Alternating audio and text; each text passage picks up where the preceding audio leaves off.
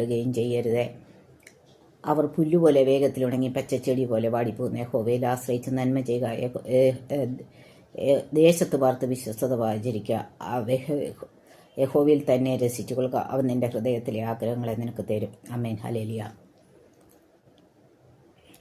ദൈവമക്കളെ, ഈ വചനത്തിൽ കൂടെ ദാവീദ് നമ്മളെ പഠിപ്പിക്കുന്നത്, ദാവീദിൻ്റെ ഒരു സങ്കീർത്തനമാണ്.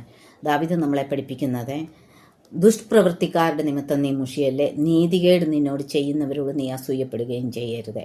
അവർ പുല്ലുപോലെ വേഗത്തിലുണങ്ങി പച്ചച്ചെടി പോലെ വാടിപ്പോകുന്നു. യഹോവയിൽ ആശ്രയിച്ച് നന്മ ചെയ്യുക. യഹോവയിൽ തന്നെ രസിച്ചു കൊള്ളുക. അവൻ നിന്റെ ഹൃദയത്തിലെ ആഗ്രഹത്തെ നിനക്ക് തരും. ഹല്ലേലൂയ. Praise the Lord. അപ്പോൾ ദുഷ്പ്രവൃത്തിക്കാരുണ്ട്, നീതികേട് ചെയ്യുന്നവരുമുണ്ട്.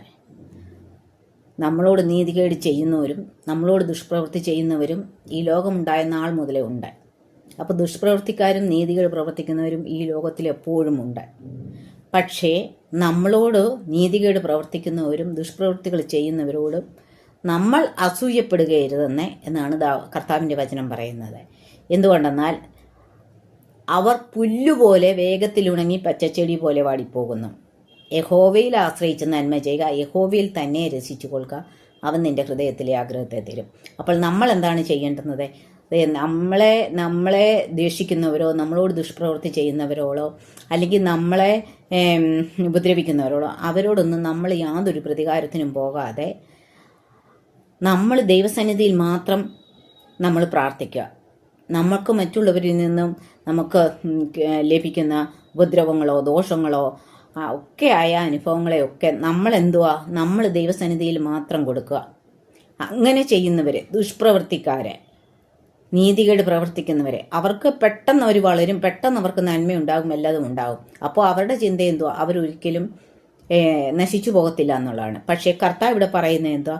അവർ പുല്ലുപോലെ വേഗത്തിലുണങ്ങി പച്ചച്ചെടി പോലെ വാടിപ്പോകുന്നു. പച്ചച്ചെടി പാടുക എന്ന് പറഞ്ഞാൽ, പച്ചച്ചെടി എന്ന് പറയുന്നത് നമ്മൾ പറയും ഇപ്പം തന്നെ അതിപ്പം തന്നെ അവിടെ തഴച്ചു വളർന്നു നിന്നായിരുന്നത് അങ്ങനെ പെട്ടെന്ന് വാടിപ്പോയി. അതാണ്.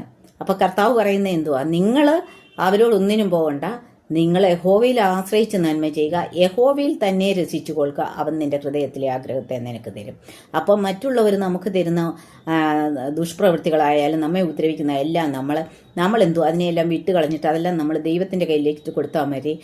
അപ്പം കർത്താവ് നമ്മുടെ ഹൃദയത്തിലെ ആഗ്രഹത്തെ തന്നു മാനിക്കും. നമ്മൾ ആരോടും പ്രതികാരത്തിന് പോകണ്ട, നമ്മൾ ആരോടും ഒന്നിനും പോകണ്ട, നമ്മൾ മിണ്ടാതെ ഇരുന്ന് ദൈവം എന്നറിഞ്ഞുകൊള്ളുക. പ്രിയപ്പെട്ട ദൈവമക്കളെ, ഈ വചനത്താൽ ഏവരെയും ദൈവം അനുഗ്രഹിക്കട്ടെ എന്ന് പ്രാർത്ഥിക്കുന്നു. Praise the Lord. God bless you all.